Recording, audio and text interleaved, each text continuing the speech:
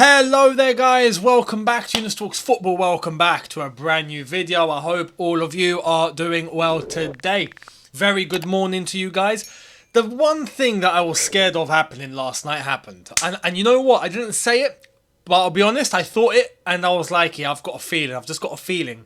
Before I started recording yesterday, the second video of the day, so late at night, I was there thinking, nah, you know what? It was 10:30, I think, and I was like, I should wait a little longer because I think something's gonna happen.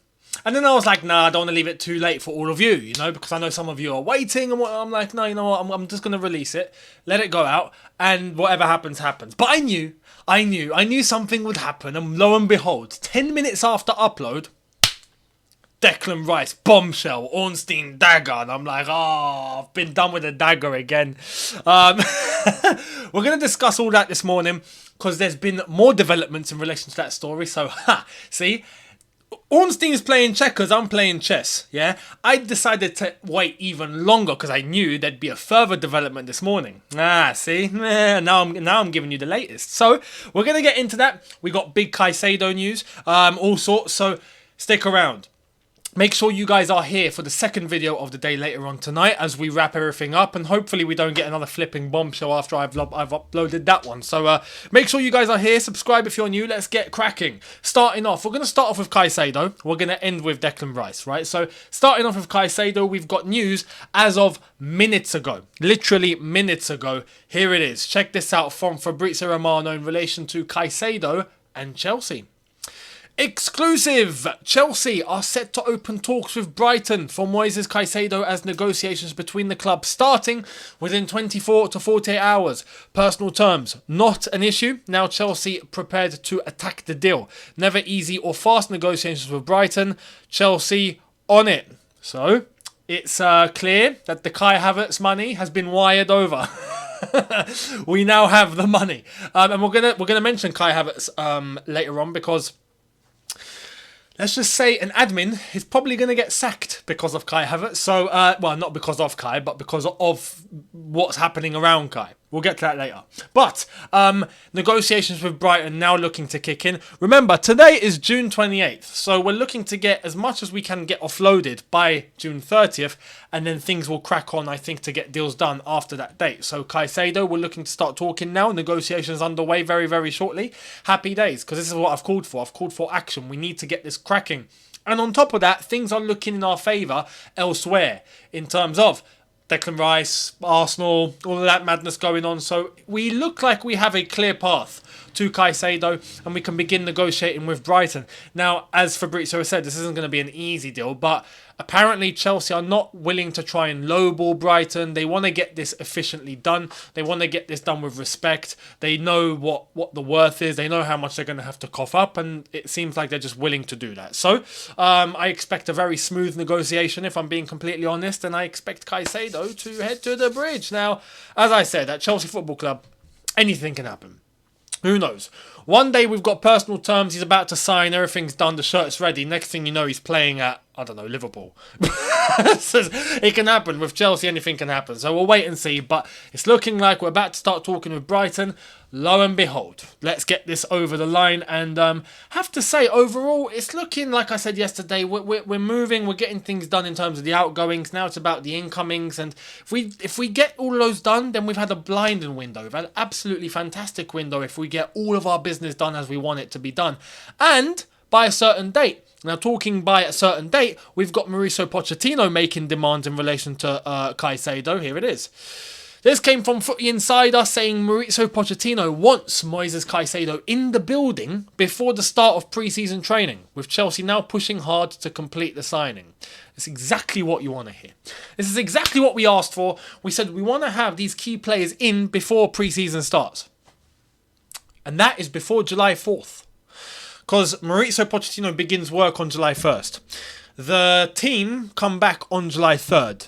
Mauricio Pochettino meets the entire team July 3rd. July 4th, training begins. So, pre-season training, we want to make sure Caicedo is in by that time. So, realistically, he should be there July 3rd. Which means we've got June 29th, 30th, 1st, 2nd and 3rd. We've got 5 days to get him to Cobham.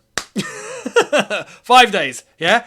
Let's wait and see what happens within the 5 days. And I got to be honest, I'm telling you now, my gut feeling, my own opinion, I think Chelsea will get this done pretty imminently. So let's wait and see what happens. Caicedo, hopefully coming through the door, and Pochettino wants this done ASAP. Now, let's move in terms of the outgoings. We're going to talk about some Chelsea things before we get to the big elephant in the room, which is Declan Rice. Check this out. Eduard Mendy in Saudi to complete his move as new Al Ahly player. Deal is 100% signed and sealed. Club statement imminent. And there's Eduard Mendy in Saudi looking to get all that done. I wish him the best, honestly. I think he's got himself a really good deal. I'm happy for him in terms of what he's managed to bag. And I'm talking about the bag. Let's get into the details of what he's actually looking to pocket. Because at Chelsea, we got to remember, what was he on?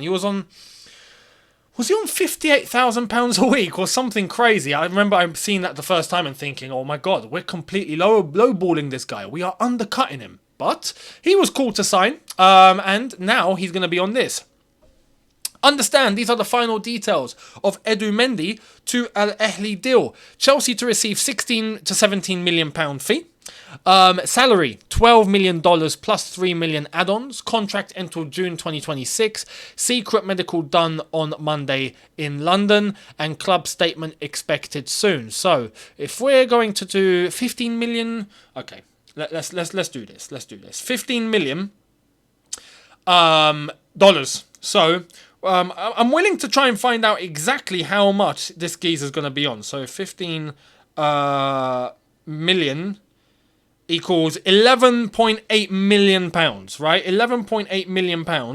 If we were to take that, £11.8 million, divide that by 52. He's, bloody hell, he was on 58 grand a week. He's now on £227,000 a week. What a fantastic deal for Eduard Mendy.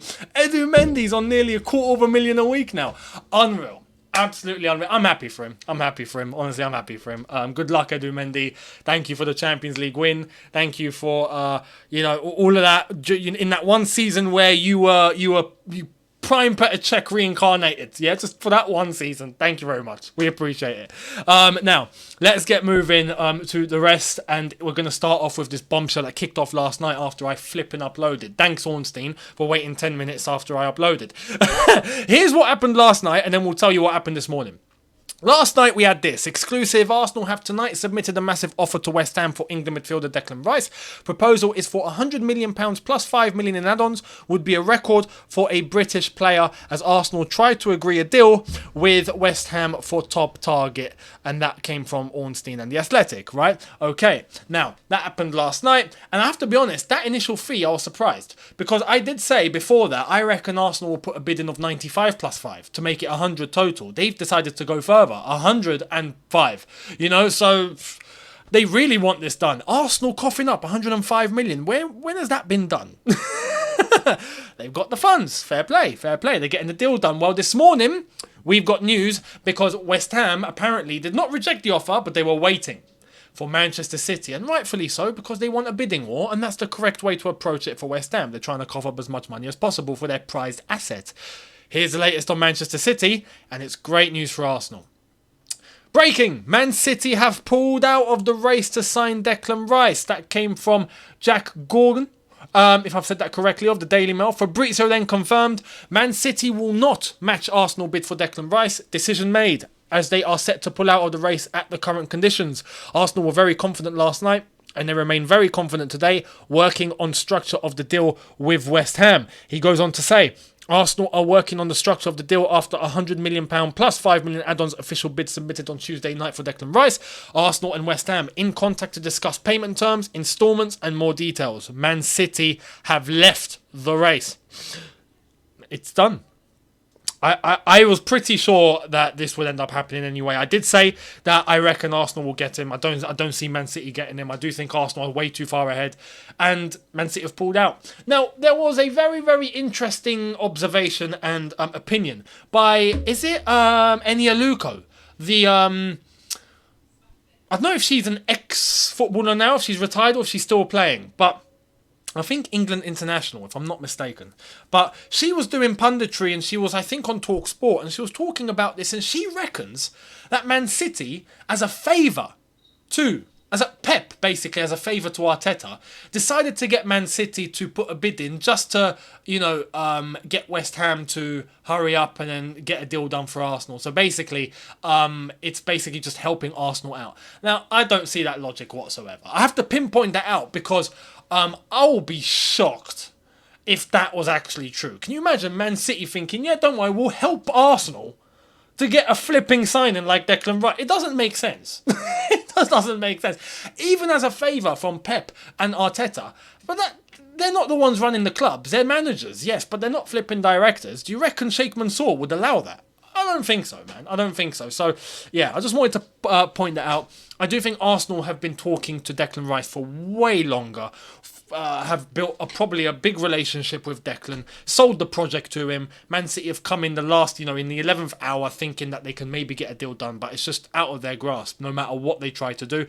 So Arsenal are going to get a deal done with West Ham. I put in the comments when someone pointed it out on yesterday's video, last night's video, and I said I reckon this one will get accepted, and I stick to that. I think this one will get accepted. 105 million West Ham. I don't think they'll turn that down. It's what they were asking for, and Declan Rice is about to become a gooner as far as I'm concerned. So we'll wait and see how that's all going to materialise, and probably by later today we'll probably get news that the bid's been accepted, and then it's just a matter of the structure of the deal, instalments, and then a matter of medical and Declan Rice becoming an Arsenal player. So we'll wait and see what happens there. Let me know your thoughts. Do you reckon Declan Rice at Arsenal will end up going quite well for him, for Arsenal, or do you think it won't work? Let me know down below, much appreciated. Now I'm going to show you this, right? This is going to get very, very interesting. Check this out. The full Havertz interview for Arsenal, and there he is in his Arsenal shirt. And now we have to bear in mind, this was clearly taken at Kepa's wedding. Clearly. Look at that. We're going to rewind it, yeah? Look at this. In the middle of the trees, you've got some nice white chairs, comfy background, and you've got him in a white shirt. There's the white shirt. Mate, this was at Kepa's wedding. 100%. Arsenal went to Havertz at Kepa's wedding to get the photo shoot and the interview done. 100%. Right? This interview was leaked.